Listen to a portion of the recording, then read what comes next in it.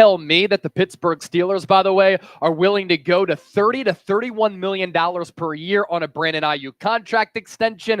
That on top of all of the reports that Pittsburgh is really going hard after Aiyuk. And yesterday, you had Christian McCaffrey alluding to Aiyuk as a former teammate. As for the latest today, New England Patriots have decided to end their pursuit of Brandon Aiyuk. That was reported yesterday by ESPN's Adam Schefter. The translation for me, Aiyuk just didn't want to go to New England. They were willing to pay him a lot of money, but an unsure quarterback situation in a tough division, just not a situation that Aiyuk is fond of. And then the Pittsburgh Steelers seem to drop out of the Aiyuk situation and out of the mix, but now the Pittsburgh Steelers are back in. Talk about that tweet from Adam Schefter about the New England Patriots after inquiring about Brandon Aiyuk's availability.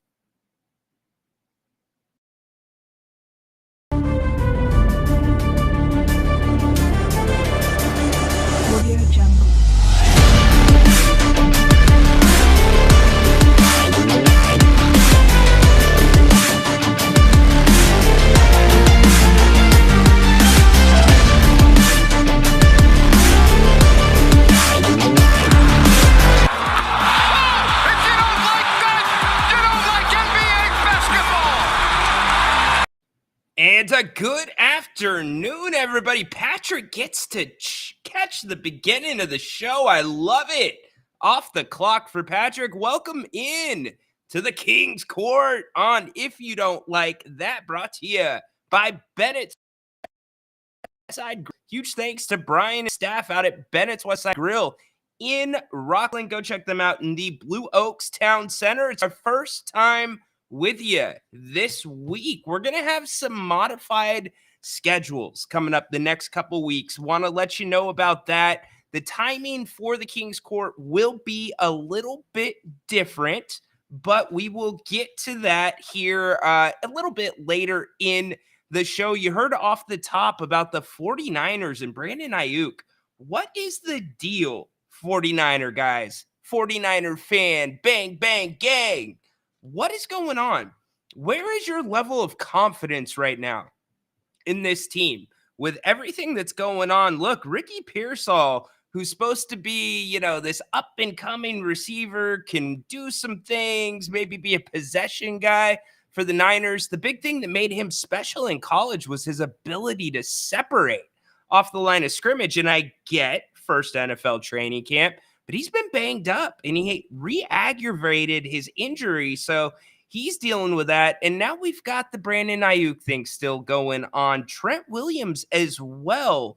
Look, I'm not so confident in this 49ers team. I was already wondering if the window was starting to just close a tiny bit, but now this is the first time. And I'm not going to get straight into the take right now. I want to let everybody file in. Bane, what's up, my man?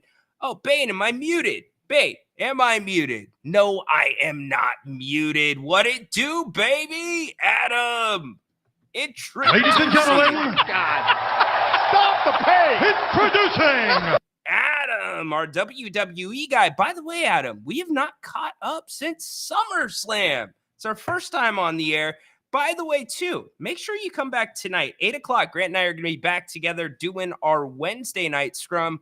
We'll open up the phone lines for all of you. We'll be talking Olympics. We'll be talking NBA basketball. In fact, we are 76 days away from the start of the NBA season. Congratulations to Jeremy Lamb on his retirement. He is no longer going to be playing professional basketball. Most recently with the Stockton Kings, did a couple of good things down there. So congratulations to Jeremy. UConn guy, Connor knows those UConn guys built a little bit different. But getting back really quick, what I am concerned about is usually the Niners get these things done, right? And I haven't even brought up the McCaffrey injury yet, which a calf, you've seen what happens with calf injuries, both in the NFL, both in the NBA, across the board. Calf injuries can linger. So if you are hopeful that he's going to be back for week one, I am not so sure that if you're holding the guy out, that a calf isn't something that could drag into the season. And McCaffrey, you know how valuable he is. But before we can even talk about McCaffrey, then we're back to Trent Williams. Let me read you guys some numbers. 2-3 is the 49ers record without Brandon Ayuk the last couple seasons. 3-4 is the Niners record without Christian McCaffrey. 2-3 without Trent Williams, and 8 of 9 without Deebo Samuel. What I'm saying is, when you usually get to this point, the Niners are posturing, right? They're going to get a deal done. I turned to Nick Bosa. He was the big one last season. Well, are they going to get it done? Is he going to come back? Is he going to go somewhere else? What's going to happen? We can't be without Nick Bosa. The Niners had no intentions of letting him go. They let it go through the preseason. He signs before week 1. He's good to go. When the Niners usually get rid of a guy, and remember, these talks about Brandon Ayuk started well before training camp. These were going on near the draft. So there's times the Niners know that they're not going to pay a guy, which is kind of rare right now for the Niners. You're seeing it with Trent Williams. Mentioned him a couple times. Now with Ayuk, I look at the list of receivers. Brandon Ayuk is looking at asking for somewhere in the neighborhood of $30 million a year. Well, that'll put him right up there with Justin Jefferson, A.J. Brown, then you've got Amon-Ra St. Brown, then you've got Tyreek Hill, who just renegotiated, Jalen Waddle, but Samuel, he's way further down the list. So does Ayuk think he's more valuable than Deebo? I mean, I guess what I'm saying is this Niners car, if we want to liken it to a really nice sports car, my goodness, man, when that car is hitting on all cylinders, watch the hell out. It is the coolest, fastest, nicest car to drive on the lot. But when one teeny little thing goes wrong, one little, a starter isn't clicking just right. If you put the wrong type of gas in the car, it starts backfiring.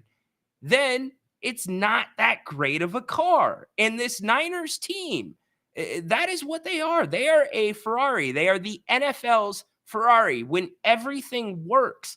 But the records that I just read you, when you are missing a piece of that, it's not 3-1 without one of those guys. It's not 2-2. They're all under 500 without one of those pieces. So without Brandon Ayuk, that's going to change a lot of things. And the Steelers seem to be the preferred destination for him. And the Niners have said, we're going to let you go out. You can go negotiate deals. You want a deal?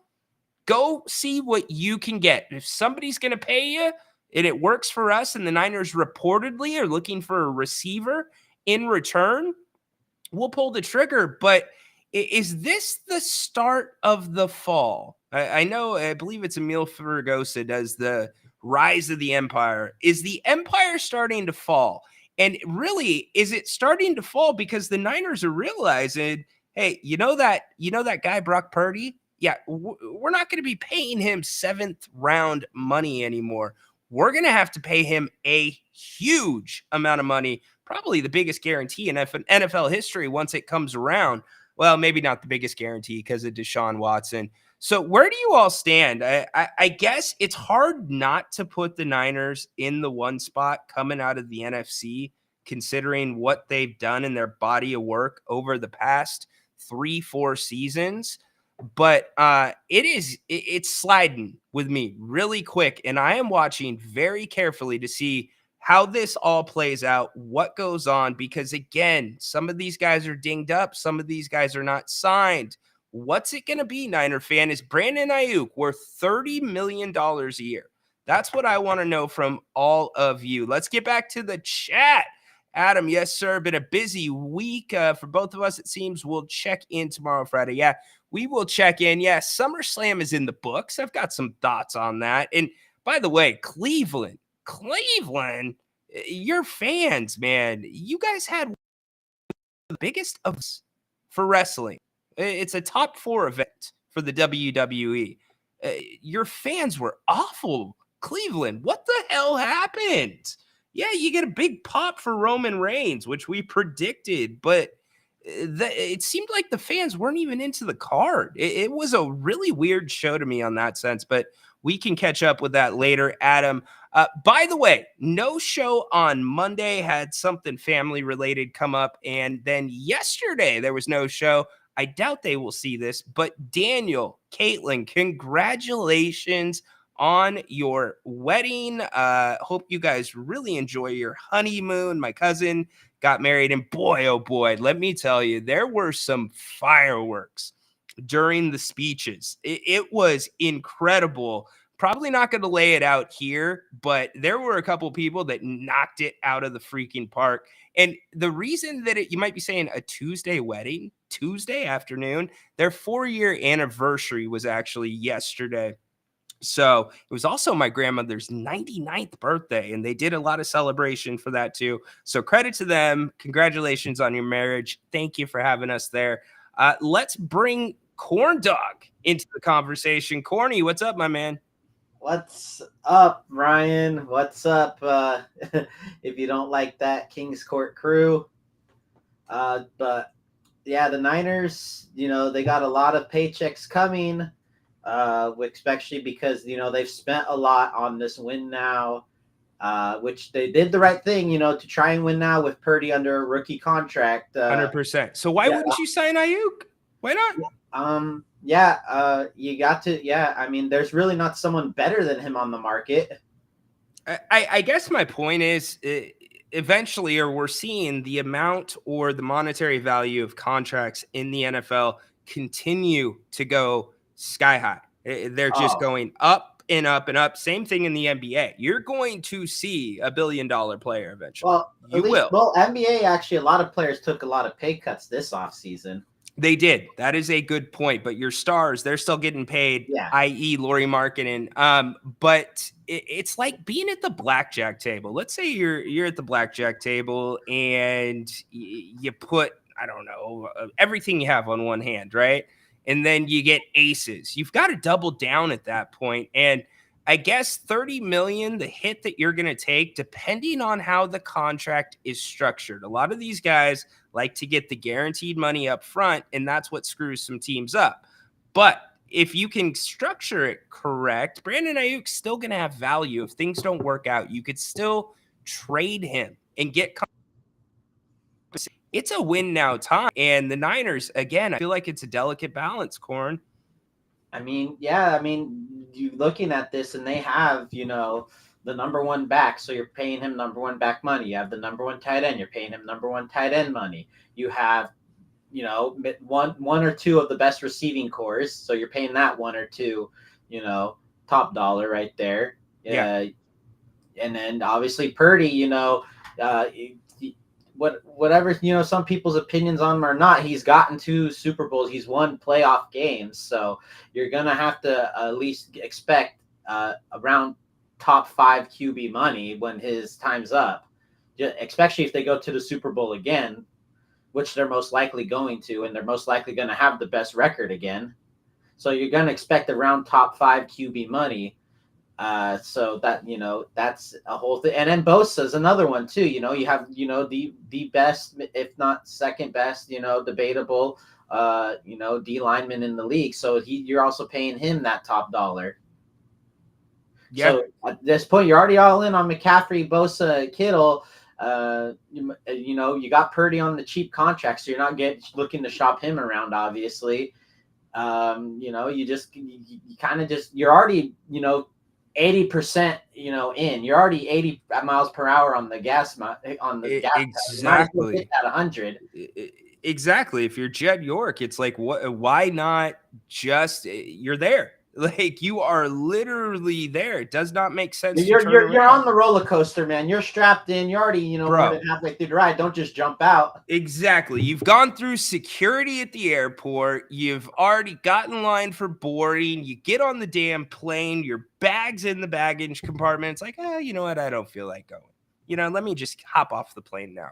And then we're not even talking about Trent Williams, too. That is a massive shoe that needs to fall, and that seems to be fairly silent. And Here's the other thing. Age is starting to catch up with some of these guys. A lot of those Niner pieces that are staples are getting older. George Kittle.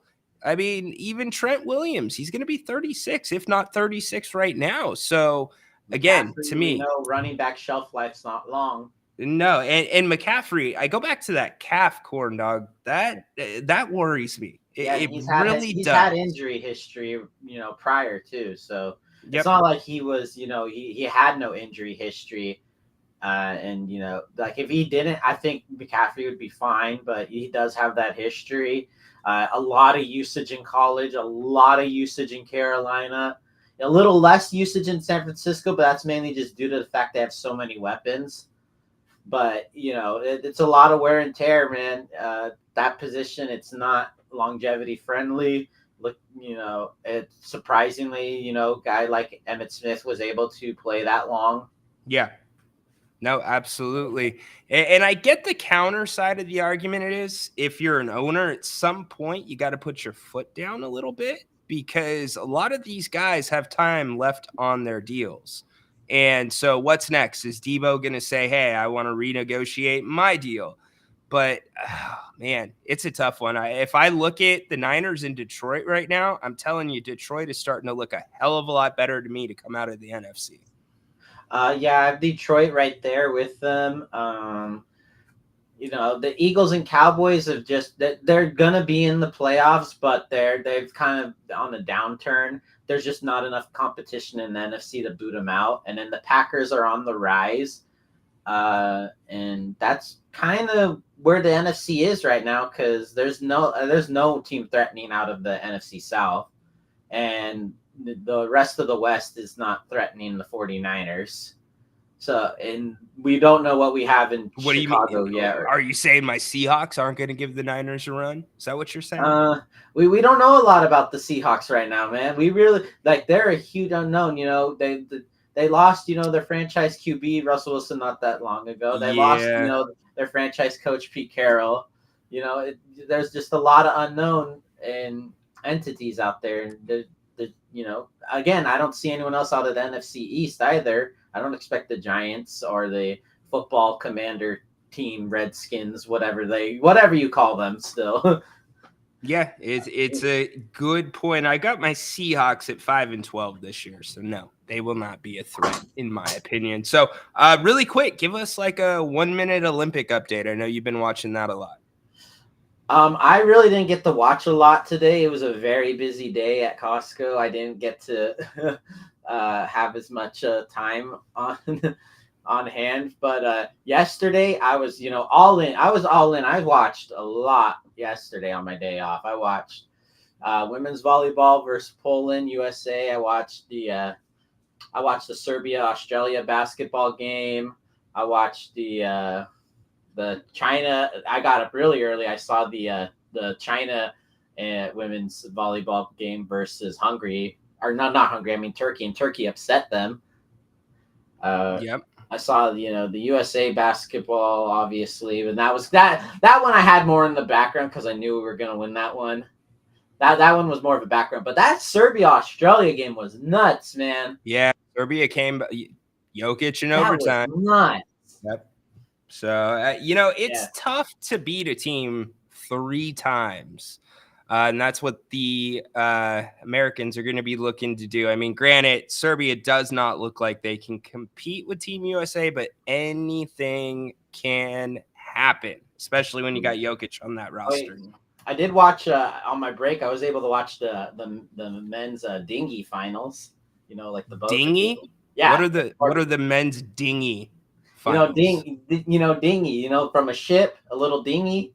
Oh, a dinghy. Okay. Like the canoeing, you mean, my friend? Yeah, that's part of the sailing. Okay. That was pretty interesting. So I learned, here's a little rundown. So when they get a penalty, it is for usually rocking too much, dangerously. Because they're in a boat, they can't stop. Their penalty is to actually do a flip around. So they actually practice these and actually able to do their penalty turns as fast as possible. Yes, I have heard this. They are fast, man. They are fast. Pretty incredible stuff. So they are flipping like under their sail and stuff when they are just, like I would feel so safe with these guys captaining any vessel I'm in. So, Corndog, you remember we've had this conversation, or I've thrown it out to everybody here in the King's Court a couple times about my fantasy football league and what the I get to choose since I'm coming back in this year, I get to choose what the punishment will be for the last place team. And you showing up here with the eye black a couple times now has me thinking the punishment should be eye black for like a week. Doesn't matter where you're going. If you're going to work, you got to wear the eye black. Well, work's used to me being, a little over the top, man, and ridiculous. So it really doesn't matter to me what I wear to work, as long as I have, shorts and a shirt on. Yeah, no doubt. Love it, dude. Thanks for the call, brother. Later, King's Court.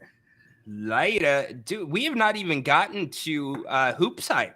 Have you seen some of the rankings that they've come out with? The top 30 point guards for this coming season in the league, and then also the top 30 shooting guards came out. There's some the shooting guards, I think, kind of shook the nest a little bit more than the other list. Baki Todora, I see you down there. I'll get to you in a second. I do want to catch up with the chat, though, really, really quick. I appreciate everybody being here on the King's Court. We've had a modified schedule this week. We will be doing shows the next couple weeks. The timing may just be a little bit later, so look for us around 2:30, 3 o'clock the rest of the week. Let's see. Adam, you guys talking about the Rams. There you go. What's up, Jen? Welcome into the chat. Let's see. Born in Sacramento, but family tradition.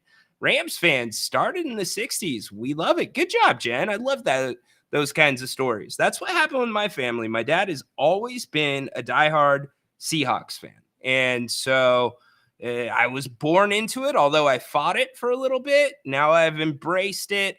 John, the Hawks, yeah, not good, my man. Not good at all this year, but that's all right. It will be an interesting season.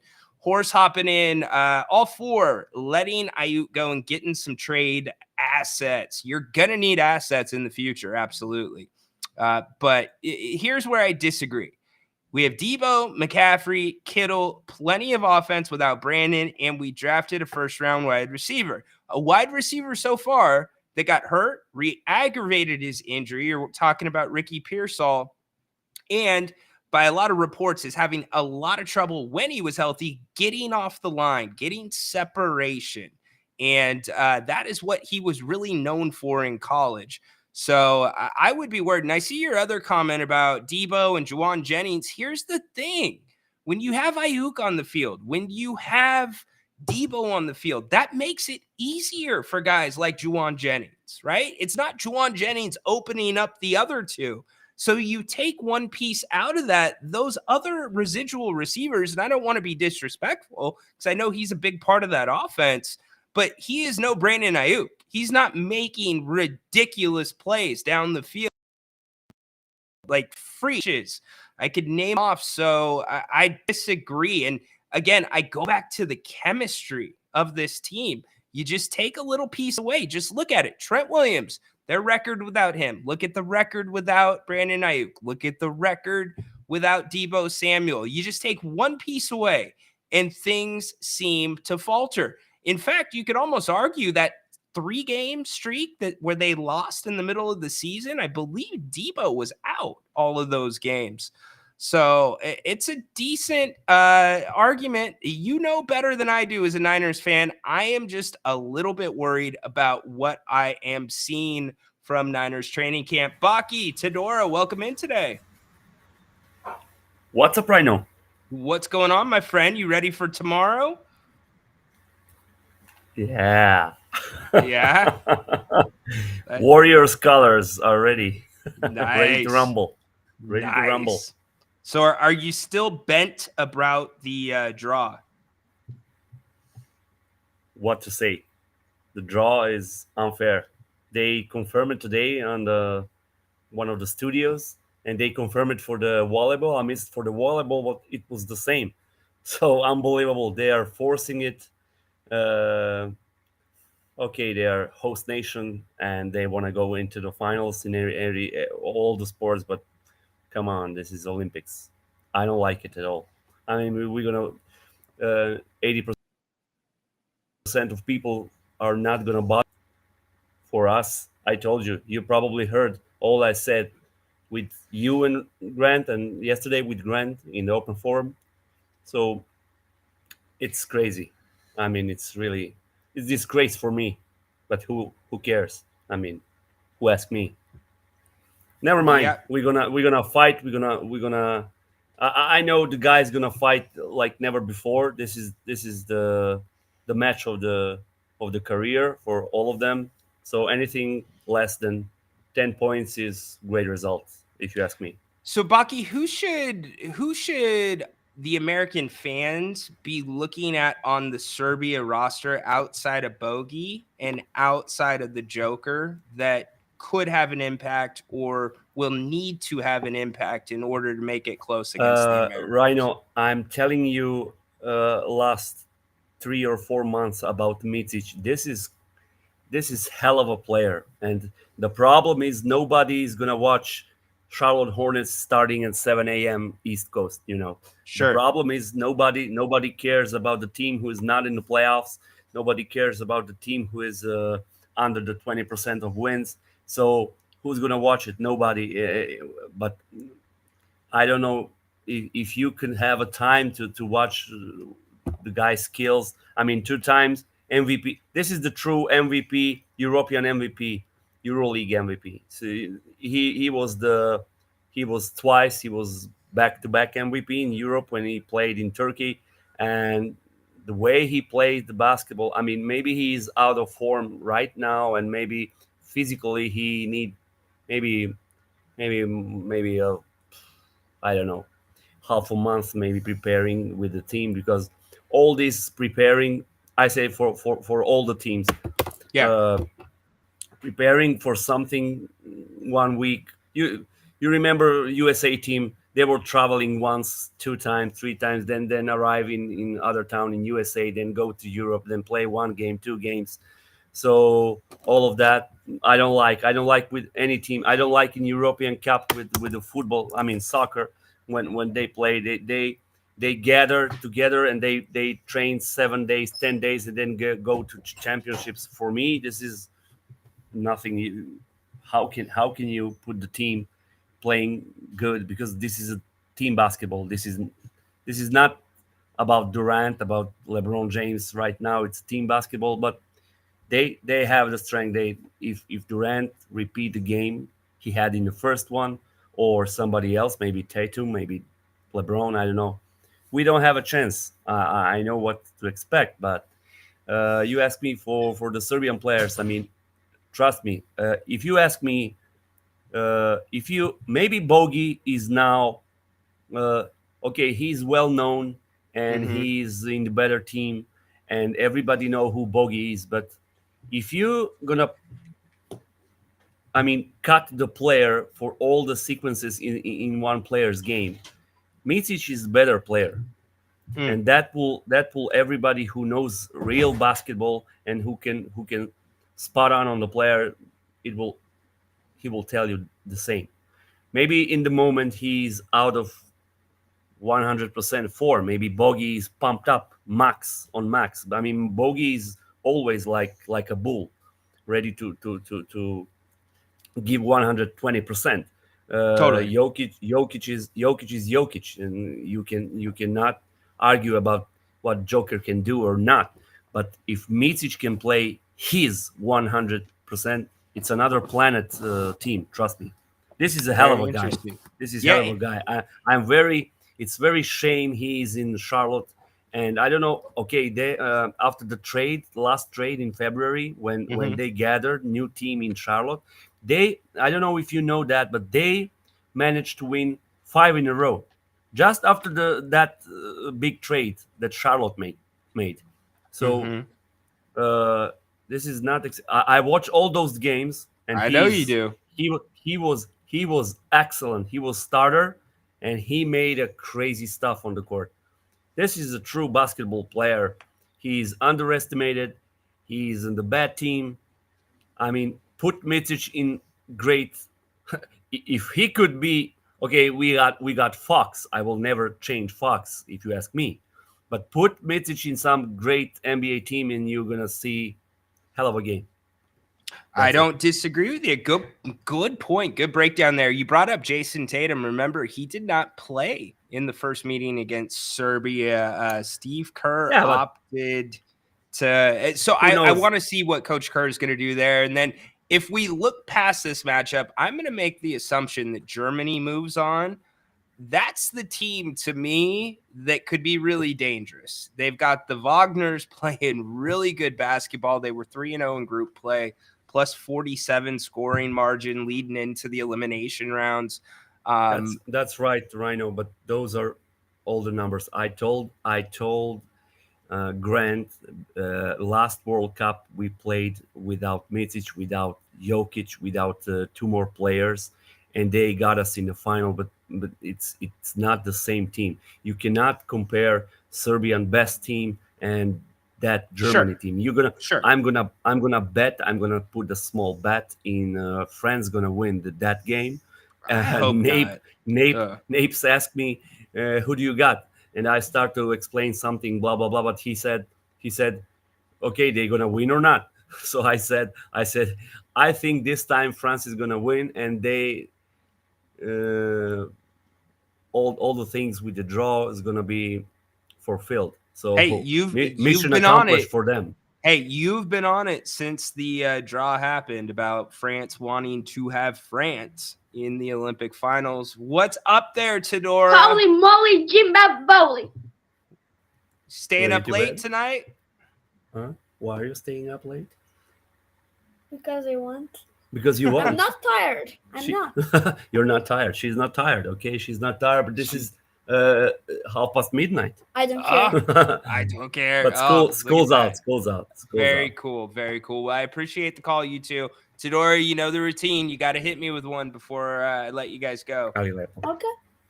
Holy moly, Zimbabwe! Boom! Right there. Coming from Belgrade at 12:30 in the morning. Baki and Todora, absolutely love it. Love when they call. Now, John, excellent point. I've been saying it for a minute. That is the piece. Trent Williams, he's everything to that offensive line, in my opinion. And so I guess that's why how the 49ers have been doing business this offseason seems a little bit different to me. The approach is different.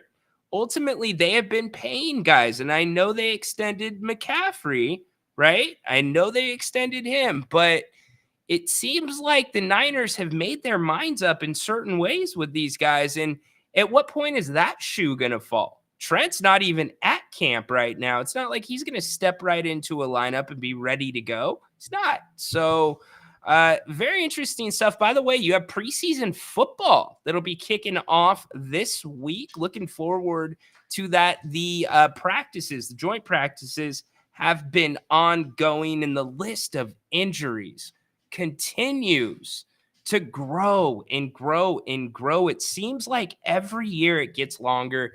I absolutely hate to see this in training camp.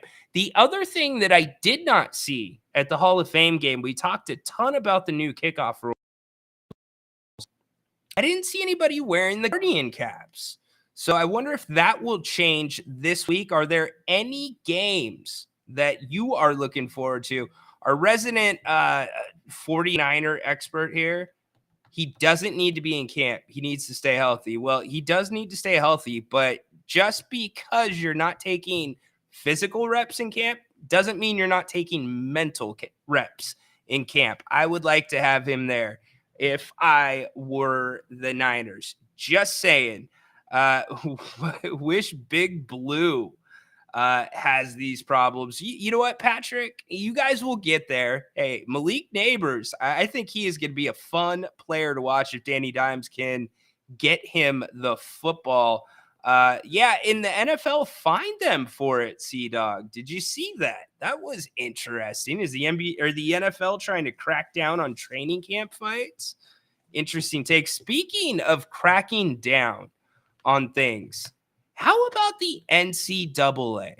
Seriously, what does the NCAA do anymore? If you remember, Michigan had another, yes, I said another scandal last college football season where they were sending people, allegedly, to scout in person, sometimes on the sidelines, their opponents. And there was basically a suspension handed down that seemed like it was almost negotiated between the Big Ten and Michigan. So the conference suspended Jim Harbaugh. You guys remember the whole lead up? Jim Harbaugh didn't select one assistant coach to ultimately coach the team through it. He rotated his coaches as head coaches throughout his time away.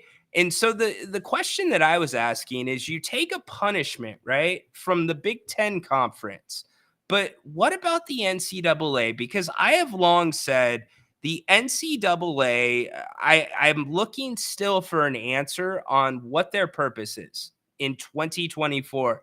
I get back in the day why the NCAA was around, but now we are in a completely different era of college athletics. You could almost throw the student part of student athlete out the window. They're athletes. They're athletes who go to school, who are forced to go to school by the NCAA. So maybe that is what the NCAA does.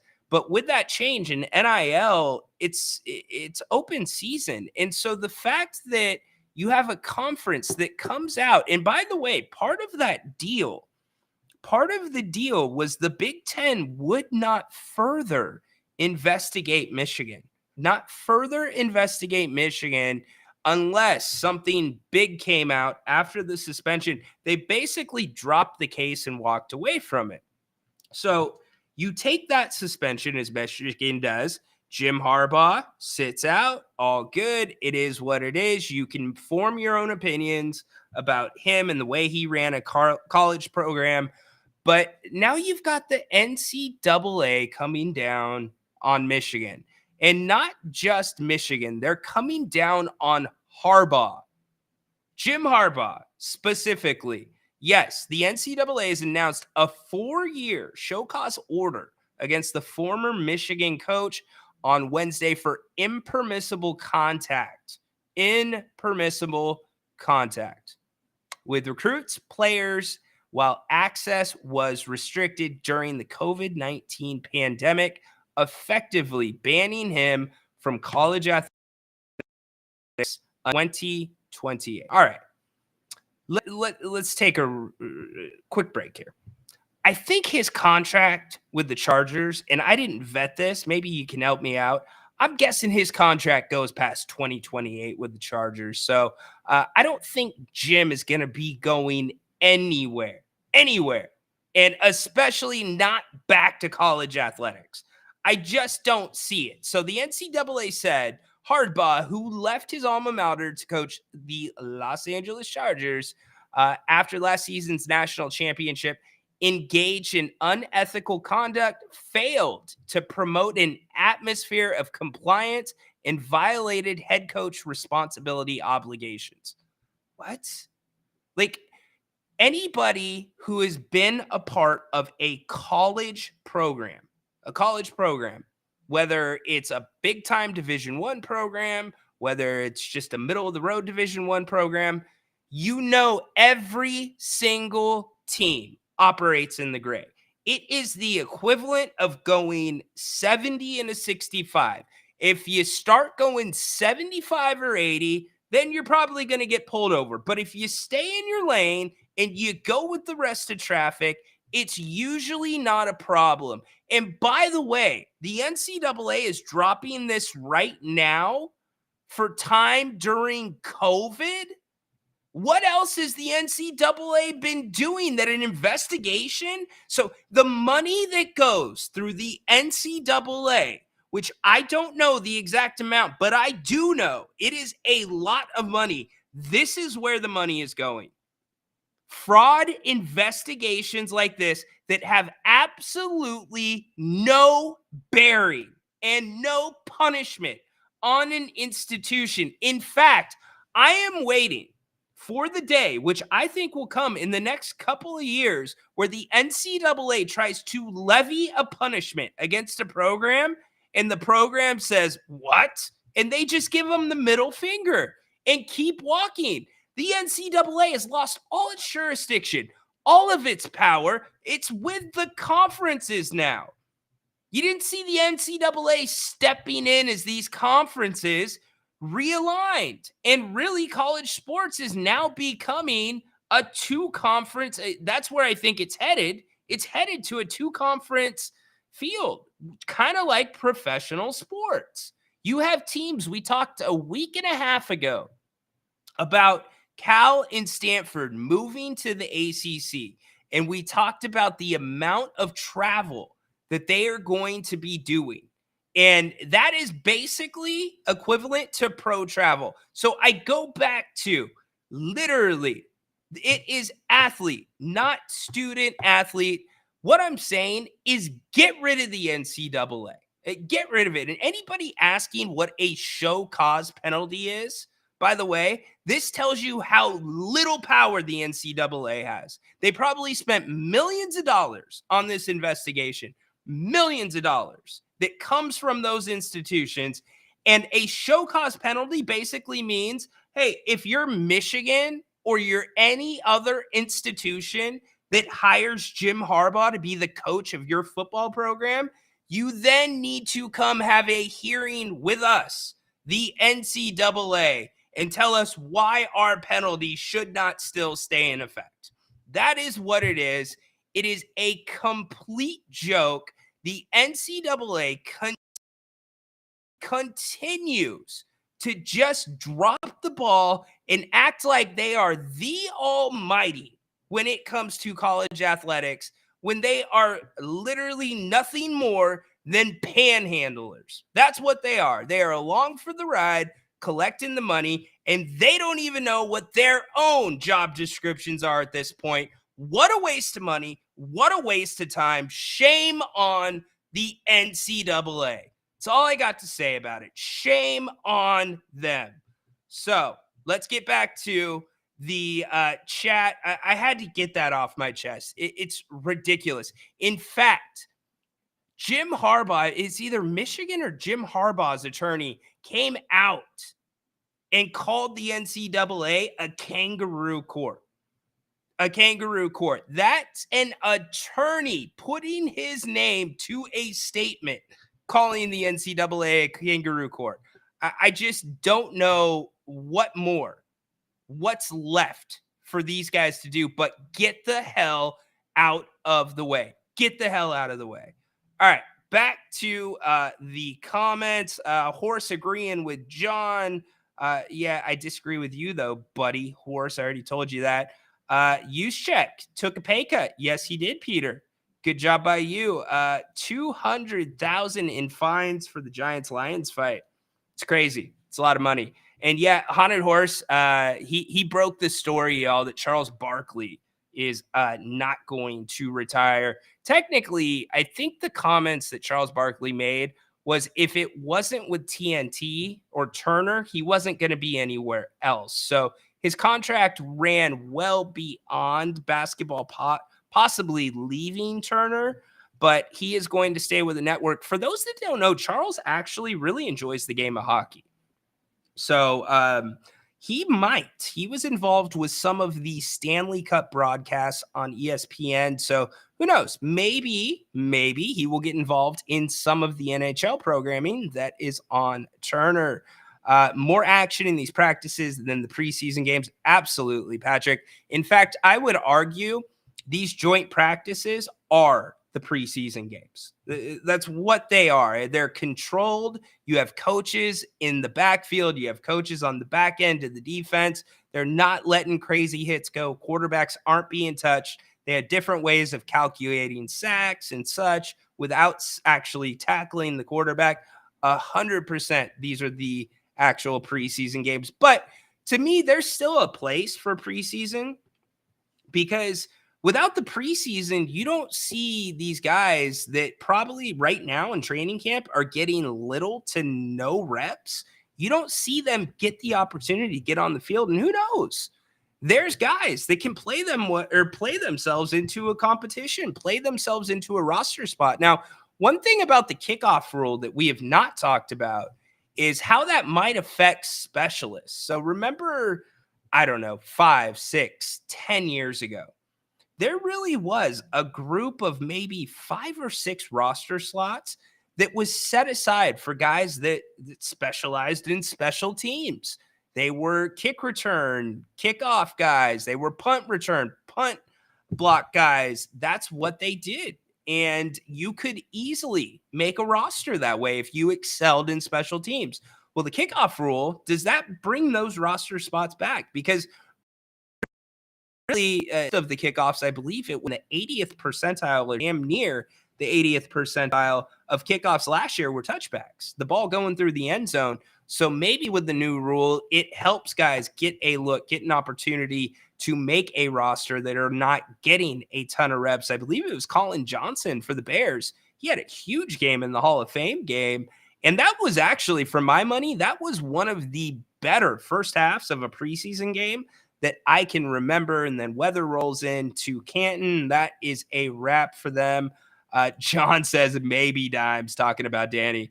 Yeah. Did anybody watch Hard Knocks? I know Sea-Dog and I have had this conversation, but if you did, let me know what you thought about Hard Knocks this last offseason. John, they've been paying their attorneys and investigations way too much for way too long. Tell me what was the last positive thing the NCAA has done but muddy the waters? They make things murky. And by the way, they stamp their name on every damn thing. I mean, it took a lawsuit from Ed O'Bannon and a bunch of other players to finally get a ruling against the NCAA, which ultimately brought back this whole NIL, or didn't bring back NIL, but brought back the college football video game that everybody's been going nuts over. And by the way, Cam Newton, my man, Cam, put the sticks down, dude. I've seen you live on YouTube every night. I turn YouTube on around 9:30. Put them down, buddy. Put them down. Mark, isn't that what you had in cans? LOL. I missed the joke, but I'm sure it was good. Appreciate it, John. Passion is something I am never short on. In other news, Happy Gilmore 2, Jen?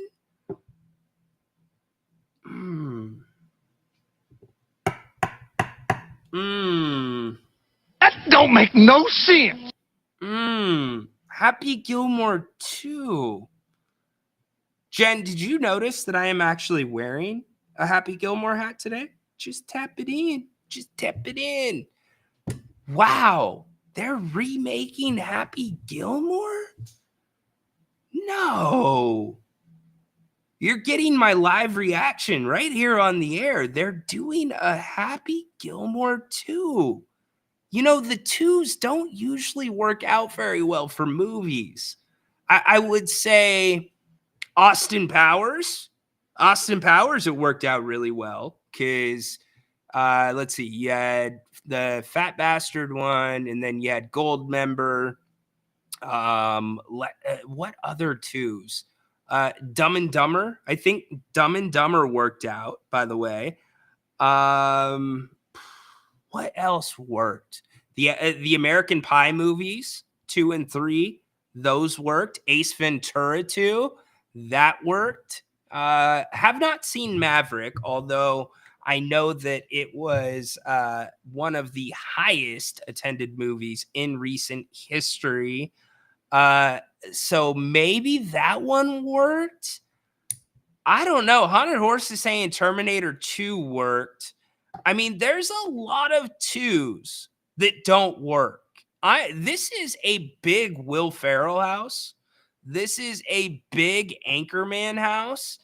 And I don't know that Anchorman 2 really worked. You should have kept it at Anchorman 1 and Anchorman 1.5, which was the second movie that they did that was basically made with all the improv from the first one. John says it will be great. Adam Sandler pull it off. I see now. This is where it goes into the way you see the world, right? Do you see the glass half empty, or do you see the glass half full? Like, I just think about all the great things about Happy Gilmore, number one, and I can't believe I have to say number one behind it. Hell, Jen, I'm wearing a Happy Gilmore hat now, and I'm getting hit with this news. I mean, Grandma, such a great role. Perfect actress for Grandma, right? In Happy Gilmore. And then Chubbs. What a great character Chubbs was. He did it right. He gets happy. By the way, mute. Actually, no. Don't mute this right now. Just hop off the channel if you haven't seen Happy Gilmore. You probably shouldn't be here if you've not seen Happy Gilmore. Like, go watch Happy Gilmore instead of this. You need to see that movie. But spoilers are coming. And then, Happy, just from the start of the movie, oh, I'm sorry, baby. I didn't mean to, And then you get to Shooter McGavin. And then you get to Ben Stiller. Sir, may I please have a glass of warm milk? You can have a glass of shut the hell up. Now you will go to sleep, or I will put you to sleep. Look at the name tag. You're in my world now, Grandma. And then my fingers hurt. My fingers hurt. Well, now your back's gonna hurt. There's too much good stuff. The boss who's got the nail in his head. How do you replicate it? Damn. Happy Gilmore 2. Are you guys trolling me? Jen, you better not be trolling me. Happy Gilmore 2. Okay, so give me your twos that you think worked. So we already said Terminator 2. Haunted Horse says Empire Strikes Back. Let's see. More sequels fall than make it better. I fail. Yes, I agree. Is Rocky 2 Die Hard 2? Is Rocky 2 Die Hard 2? Wait, Johnny, are you doing like a poem there? Is Rocky 2 Die Hard 2? Oh, you're saying Rocky 2 and Die Hard 2. See, I gotta decode you. Rhino, is Gabe Harris still doing the show? Would love to hear what's going on in Stockton. Yes. As far as I know, Gabe will still be joining us. Remember, it was a little bit longer of a summer for them. And by the way, happy birthday to DeMar DeRozan. He turns 35 years old today. So, yes, I will let you know if not Alberto, but no plans have changed there. Really looking forward to having Gabe on. Terminator 2 keeps coming up. Sandler's, you know what? I think Sandler has shown his range. Adam Sandler, I would say top 5 actors in my lifetime, probably top 5 in my opinion. And remember, my lifetime, I know that's much different than like yours, Haunted Horse. It's like 90 years, but like, and by the way, anybody have the Adam Sandler CD? I used to, so there was a rule in our home that I was not allowed to have any of the CDs with the explicit stickers. None. But if they were given to me as a gift, my parents would allow me to keep them. So it became a whole thing where my birthday parties, everybody knew, get me all the CDs, get me everything. Bone Thugs and Harmony, get me Dr. Dre, get me Snoop, load me up, right? But somehow we snuck in a version of Adam Sandler's CD, and that thing was freaking legendary. Legendary. Grease 2, Patrick says, oh, brother, where out thou? That don't make no sense. Yeah, that don't make no sense. What's up, Alex? Alex, we are talking about sequels. Jen dropped a bomb on us. and said that there will be a Happy Gilmore 2 coming out. I swear I just looked it up. There's a recent article. Okay, Patrick hopping back in. Godfather 2 was the best. Grown Ups 2, interesting. Grown Ups 2. Did I see Grown Ups 2? I don't think I did. I don't know that I've seen Grown Ups 1. Oh, man. Whew. I don't know where to go here. Yeah, he doesn't crack the top 10. Yeah, exactly. So Adam Sandler has had some misses, but I think somebody asked me that the other day. What is your favorite Adam Sandler movie? Happy Gilmore. By far. It's got to be Happy Gilmore. I mean, Billy Madison, it's a great movie. Don't get me wrong. But Happy Gilmore, trailblazer. Look, Jen, you've completely knocked me off my game. I don't know how I continue doing a show at this point. Man, Happy Gilmore. That don't make no sense. 2. My goodness. Ladies and gentlemen, stop the pay. Introducing Happy Gilmore 2? What? Hey, make sure you be like some of our other people here in the chat that have gone and checked it out. But Bennett's West Side Grill, you got to get down to Bennett's. My computer is not working right now, so I will talk to them or talk about them without the logo on the screen. Make sure you go to Bennett'sRestaurants.com. You can find out about all 3 of their locations. Also, wonderful specials tonight. You got your wine and dine special, 2 entrees, and I'm talking about 2 pretty damn good entrees like filet mignon, short rib, bottle of wine, $69. You can't beat that. Also, Monday through Friday, happy hour 2 to 6. Our man Dennis has been happy hour, so thank you to him. And by the way, if you go check out Bennett's, make sure you hit Grant and I up on the X. We will retweet your visit there.